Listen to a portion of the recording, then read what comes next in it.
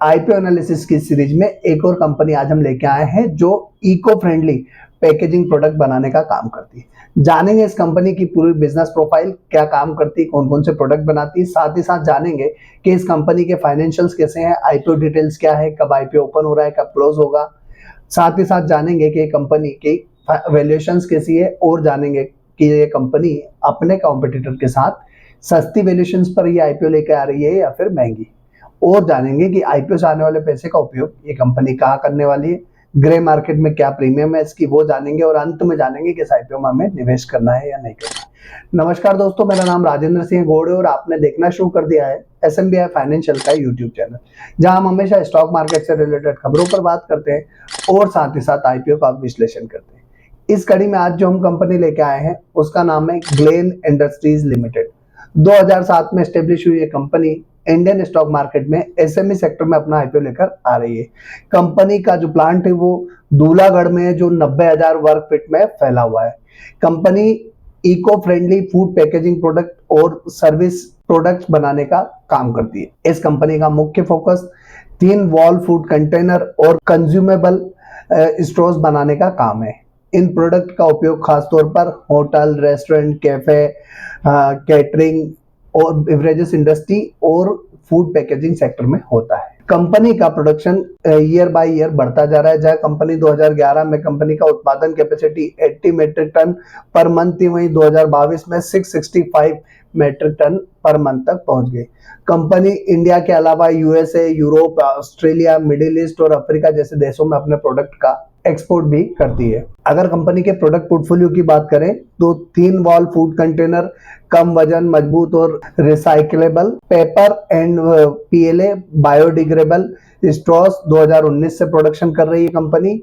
U shaped straws खासतौर पर beverages और डेयरी इंडस्ट्री के लिए उपयोग किया जाता है। इसका प्रोडक्शन कंपनी ने 2022 से शुरू किया है। अब अगर हम एक बार कंपनी के क्लाइंट पोर्टफोलियो की बात करें तो जीआईएल के पास 25 से ज्यादा लॉयल कस्टमर्स हैं जो कंपनी के साथ सालों से जुड़े हुए हैं। अब एक बार हम इस कंपनी के साथ रिस्क क्या हो सकती है इस आईपीओ में वो समझ लेते हैं। तो जो रॉ मटेरियल है उसकी कीमतों में जो अप एंड डाउन्स होते हैं उसका मार्जिन पर बड़ा असर पड़ता है। इस कंपनी के जो एक्सपोर्ट पर डिपेंडेंसी काफी ज्यादा है। प्लास्टिक बैन जैसी गवर्नमेंट पॉलिसीज में बदलाव का असर इस इंडस्ट्री पर डायरेक्ट पड़ता है। एक ही तरह के प्रोडक्ट पर फोकस है, डाइवर्सिफाइड इसका पोर्टफोलियो नहीं है, जो एक इसके लिए बड़ा ड्रॉबैक हो सकता है। अब अगर हम इसकी स्ट्रेंथ की बात करें तो इसके प्रमोटर और मैनेजमेंट काफी एक्सपीरियंस है।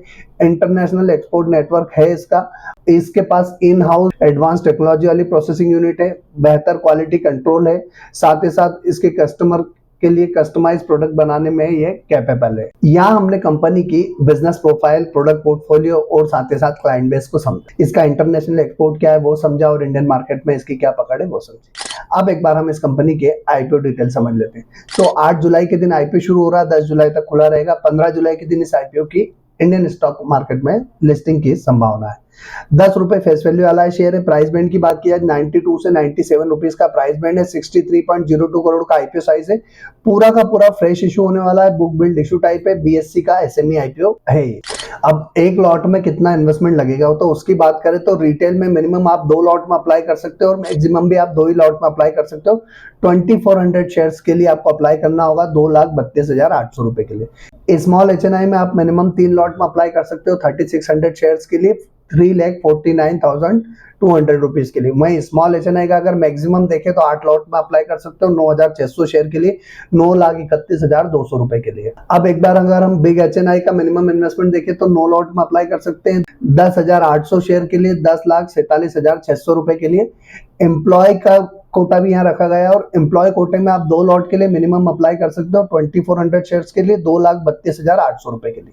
एम्प्लॉय का जो मैक्सिमम होगा 4 लॉट में अप्लाई कर सकते हो 4800 शेयर के लिए 4,65,600 रुपए के लिए। इसमें जो एम्प्लॉय डिस्काउंट की अगर बात करें तो 5 रुपए का एम्प्लॉय को डिस्काउंट अलग से दिया हुआ है। अब एक बार हम इस कंपनी के फाइनेंशियल्स भी देख लेते हैं। तो फाइनेंशियल कंपनी ने मार्च 23 से मार्च 25 तक के शो किए हैं। 137.07 करोड़ के असेट्स मार्च 23 की है, 160.31 करोड़ की मार्च 24 की और 214.36 करोड़ की मार्च 25 की इनके असेट्स है। रेवेन्यू की बात की जाए तो 119.59 की मार्च 23, 145.22 की मार्च 24 और 171.28 की मार्च 25 की इनकी रेवेन्यू है। प्रॉफिट आफ्टर टैक्स की बात किया है तो 1.49 का मार्च 23 का, 8.58 का मार्च 24 का और 18.27 का मार्च 25 का इनका प्रॉफिट आफ्टर टैक्स है।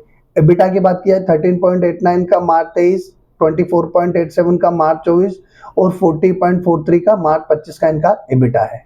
नेटवर्थ की बात किया है तो 18.07 का मार्च 23, 26.65 का मार्च 24 और 40.21 का इनका मार्च 25 की इनकी नेटवर्थ है। अब रिजर्व सरप्लस की बात करें तो 30.67 करोड़ की मार्च 23 की, 39.16 करोड़ की मार्च 24 की और 40.80 करोड़ की मार्च 25 की इनकी रिजर्व एंड सरप्लस है। बोरोइंग की बात की जाए तो 81.65 का मार्च 23 का, 88.83 का मार्च 24 का और 132.83 का मार्च 25 तक की इनकी बोरोइंग है। तो कॉन्स्टेंटली बोरोइंग बढ़ती जा रही है, ये एक चिंता का विषय हो सकता है। अब एक बार अगर इसके वैल्यूएशंस देखें तो हमें और समझ में आएगा कि कंपनी के फाइनेंशियल्स और वैल्यूएशंस कैसी है। तो वैल्यूएशंस की बात की जाए तो ROCE 16.94% है, डेब्ट टू इक्विटी रेशियो 2.28 का काफी ज्यादा है, रिटर्न ऑन नेटवर्थ 45.43 का है, ये ठीक है। पेट मार्जिन 10.70% है, एबिटा मार्जिन 23.60% है, प्राइस टू बुक वैल्यू 0.22 का है, ईपीएस जो है वो 7.59 का, पी रेशियो बात करें 12.78।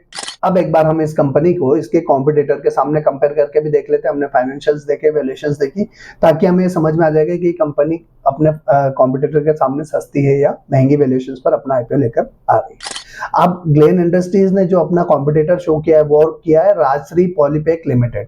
ईपीएस 10.40 पर का है, वहीं अगर राजश्री पॉलीपैक का देखें तो 1.09 का है। एनएवी की बात की 33.23 का एनएवी जो है ग्लेन इंडस्ट्रीज का है, तो 21.73 का राजश्री पॉलीपैक का है। पी रेशियो की अगर बात करूं तो 12.78 का पी जो है वो ग्लेन का है, वहीं अगर हम राजश्री पॉलीपैक का देखें तो 24.94 का पी है। और रिटर्न ऑन नेटवर्थ की बात की 45.43 का return on net worth Glenn industries का है, वहीं 4.98 का राजश्री पॉलीपैक का। तो ओवरऑल अगर राजश्री पॉलीपैक के सामने कंपैरिजन करें तो ये ग्लेन इंडस्ट्रीज अभी भी अपनी सस्ती वैल्यूएशंस पर आईपीओ लेकर आ रही है। इस आईपीओ से आने वाले पैसे का उपयोग कहाँ करने वाले कंपनी, तो इन्होंने जो है इनके ऑब्जेक्टिव में मेंशन किया है कि setting up a new manufacturing facility पूर्वा वेस्ट बंगाल में ये अपनी एक नई मैन्युफैक्चरिंग यूनिट ओपन करने वाले हैं। 47.73 करोड़ का उपयोग ये वहां करने वाले हैं और बाकी जो अमाउंट बचेगा उसका उपयोग ये जनरल कॉर्पोरेट पर्पस में करने वाले हैं। बात आती है कि आईपीओ में निवेश करना है नहीं करना है। तो दोस्तों अगर अभी तक चैनल सब्सक्राइब नहीं किया तो पहले चैनल सब्सक्राइब करके बेल आइकन प्रेस कर दीजिएगा, ताकि आपको सारे लेटेस्ट अपडेट आपको मिलते रहे। साथ ही साथ हमने आपको फेसबुक, टेलीग्राम, इंस्टाग्राम, ट्विटर सभी का लिंक डिस्क्रिप्शन में दे रखा है, जहां से आप हमें फॉलो करके लेटेस्ट अपडेट प्राप्त कर सकते हैं। डीमेट अकाउंट का लिंक डिस्क्रिप्शन में दे रखा है, जहां से आप अपना डीमेट अकाउंट ओपन करके अपनी फाइनेंशियल जर्नी और अपनी आईपीओ इन्वेस्टिंग स्टार्ट कर सकते हैं। अब अगर ग्रे मार्केट प्रीमियम की बात करें तो 25% के आसपास की इसकी ग्रे मार्केट में प्रीमियम देखने को मिल रही है। एक अच्छी खासी ग्रे मार्केट प्रीमियम है, ग्रे मार्केट में डिमांड भी दिख रही है। बट बात यह आती है कि इस आईपीओ में निवेश करना है कि नहीं। प्रोडक्ट इसके सीमित प्रोडक्ट है, इसके पास डेब्ट काफी ज्यादा है, ROCE अच्छा नहीं है, डेब्ट टू इक्विटी रेशियो 2.28 का है। अगर इसके कॉम्पिटिटर के सामने देखें तो सस्ते वैल्यूएशंस पर आईपीओ लेकर आ रही है, ग्रे मार्केट में प्रीमियम देखने को मिल रही है।